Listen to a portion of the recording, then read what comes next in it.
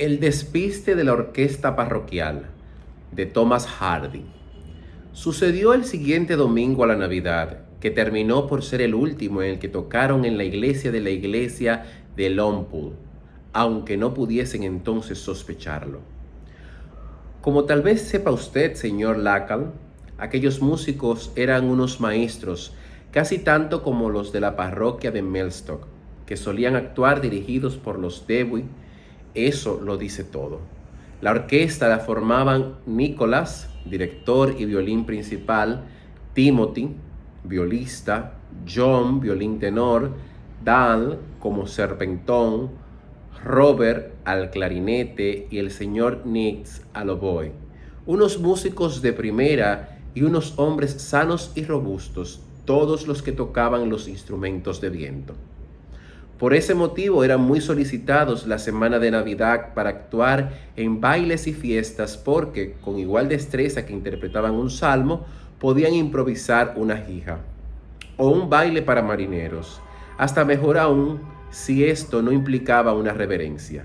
Es decir, que eran capaces de pararse media hora tocando villancicos en el salón del señor Hidalgo para las damas y los caballeros, y tomando café y té con ellos, más rescatados que cualquier santo, y media hora después estar en el rincón del calderero, desbocados como caballos salvajes, tocando el gallardo sargento de blanco para 9 parejas de bailarines mientras bebían ron con sidra caliente como el fuego.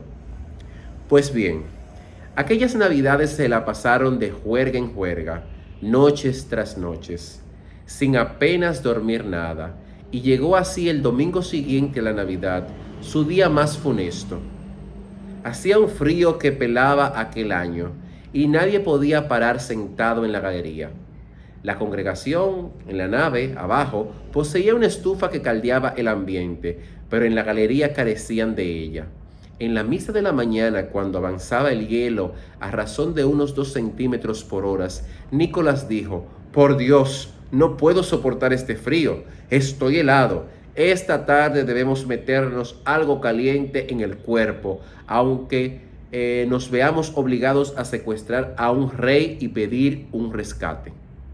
Así, aquella tarde se presentó en las puertas de la iglesia con un galón de cerveza y brandy caliente, mezclados previamente, que se envolvieron en la funda de la viola de Timothy para que no se enfriase hasta el momento de beberlo. Un poquito durante la absolución, otro poquito en el credo y el resto cuando comenzara el sermón. Con aquel último trago entraron por fin en calor y comenzaron a sentirse muy a gusto, y mientras el sermón se prolongaba, y que fue demasiado largo para ellos por desgracia, desde el primero hasta el último se quedaron dormidos cual troncos. Era una tarde bastante oscura, y terminando el sermón en la iglesia no se podía ver nada más que las 2 velas que el cura había situado en el púlpito y detrás su rostro parlante.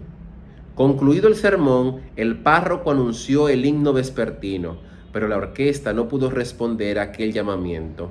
La gente comenzó a volverse para ver qué pasaba, y Libby Limpet, un niño que se encontraba sentado en la iglesia entre Timothy y Nicolás, les dijo a los músicos: «¡Comenzad, comenzad!». «¿Qué?», dijo Nicolás mientras se despertaba de un sobresalto, y como la iglesia se encontraba tan oscura y él estaba tan confundido, se pensó que seguía aún en la fiesta donde estuvo la noche anterior, y cogiendo el arco y el violín comenzó a tocar El diablo entre los sastres, que por entonces era la jija favorita del vecindario. El resto, aturdidos de la misma manera y sin apenas dudarlo un segundo, siguieron a su líder con fuerzas, como era su costumbre, y así continuaron interpretando la melodía hasta que sus graves notas hicieron estremecer hasta las telarañas del techo, como si de fantasmas se tratara. Sin soltar el arco, viendo que allí nadie se movía, Nicholas, con voz idéntica de mando que en los bailes cuando la gente desconoce los pasos, gritó a pleno pulmón: Las parejas de adelante que crucen las manos y cuando chirríe el violín al final, que todos los hombres besen a su pareja debajo de las ramas de muérdago. Levi, el muchacho, se asustó tanto que bajó las escaleras de la galería con la velocidad de un rayo para marcharse a su casa. Al sacerdote se le pusieron los pelos de punta al oír esa melodía en su iglesia tan diabólica y enloquecida. Y creyendo que los músicos se habían vuelto locos, levantó su mano para decir: paren, paren, paren, ¿qué es esto? Pero los músicos no podían oírlo. Con todo el ruido que hacían y cuanto más gritaba el cura, con más ímpetu ellos tocaban. Los feligreses se levantaron todos perplejos para decir: «¿Pero qué blasfemia es esta? Arderemos cual Sodoma y Gomorra». El señor Hidalgo también se levantó de su banco, forrado con un paño verde, donde estaba acompañado de multitud de damas y nobles caballeros que había invitado a su casa. Se plantó ante la galería y levantó el puño amenazando a los músicos. «¿Pero qué hacéis? Es un recinto sagrado, ¿qué hacéis?».